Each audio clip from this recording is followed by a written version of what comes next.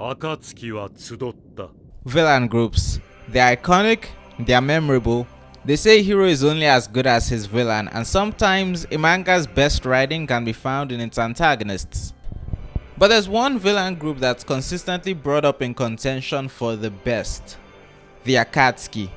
With the style, the presence, and the mix of terrifying abilities, many agree that they are the best villain group in anime.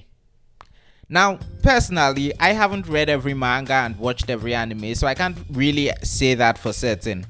What I can say for certain is that among villain groups I'm aware of, the Akatsuki are definitely the most unique in one aspect that I believe is fundamental to their popularity and the impact they bring. But before I bring that up, I want to take a moment to reflect on the individuals that make up this group, because that will be relevant. And that's an important point to make. Individuals. Because under normal circumstances, it's hard to imagine the Akatsuki actually choosing to be in a group. Each member is written to have their own motivations and philosophies. The fact they worked in duos only emphasizes this because it allowed Kishimoto to create characters that could have interesting conflict synergy. Deidara and Sasori are powerful shinobi whose powers reflect their opposing views on art. Hidan and Kakuzu, the zombie combo, are undead ninja who are motivated by two things that are so good at creating conflict and also so good at coming into conflict with each other: religion and money. Itachi and Kisame have opposing personalities and vibes, yet they reflect each other so well when it comes to the concept of loyalty. Pain and Konan are characters who are actually motivated to achieve the Akatsuki's original goal of peace, even as they devolve into violent means. Tobi and Zetsu, well, we all watched the war arc. I don't want to get into too much detail about the individual members of the Akatsuki, but it goes without saying that they are a very varied collection of characters whose personalities and involvement in the story can be identified by even the most casual of watchers and readers. Larger than life personalities that frankly can barely fit together in their own organization. These are important components because if the individual members of the group aren't that interesting, then it falls apart before it truly begins. But the thing that truly sets the Akatsuki apart is actually connected to the structure of Naruto as a whole, and that's in the longevity of the group. Think about it, how long have the Akatsuki been the villain group of the series? The answer is, since the search for Tsunade. In fact, as an ex-member, Orochimaru might be seen as an example of the group's effects reaching the main characters as early as the Chunin exams. The thing that sets the Akatsuki apart is that for a large part of early Naruto and all of Shippuden, they maintained a monopoly on being the antagonistic force of the ninja world, stretching through multiple arcs.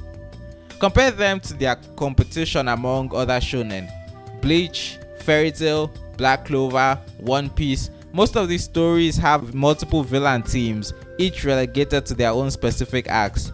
But up until the Boruto era, the Akatsuki were the definitive villains.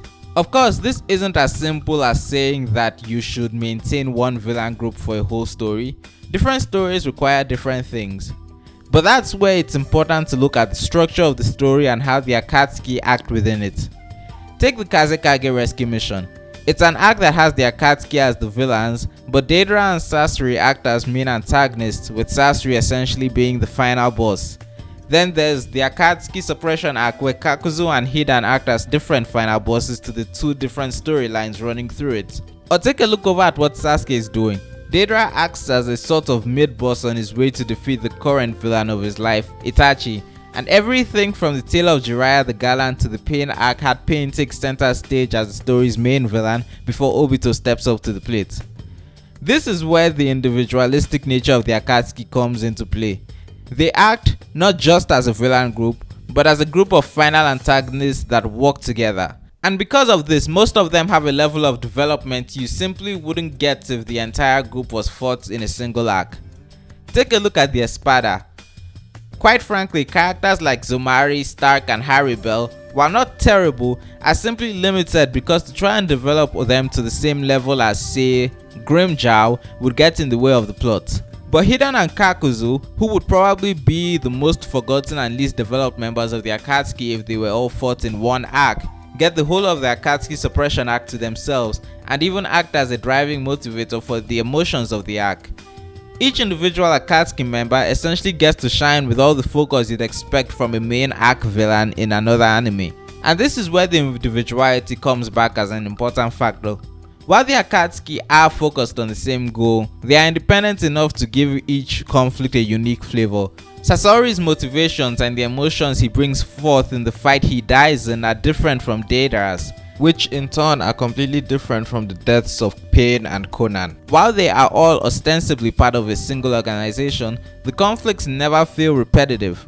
Now, I'm sure some of you are furiously bringing up examples of similar teams in the comments.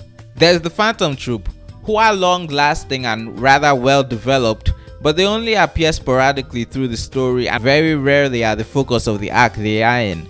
There's the 10 Commandments, but they don't have the same arc boss energy for when they come into conflict with the heroes because they operate as more of a closely knit group. There's also the League of Villains to consider. However, they don't quite hit the mark for two reasons. They aren't really the only villain group in the story and often wind up taking a backseat to other antagonists. The only antagonists the Akatsuki really had to take a backseat to after they were introduced were Orochimaru and Danzo, and even Danzo's defeat was a direct result of their plans. Along with this, they still operate in a way that allows certain members to be overshadowed, such as Mr. Compress and Magne. Not to say they should be written differently, the way the League is written works for what MHA is going for. Honestly, the League of Villains deserves their own analysis that you should subscribe to my channel to see.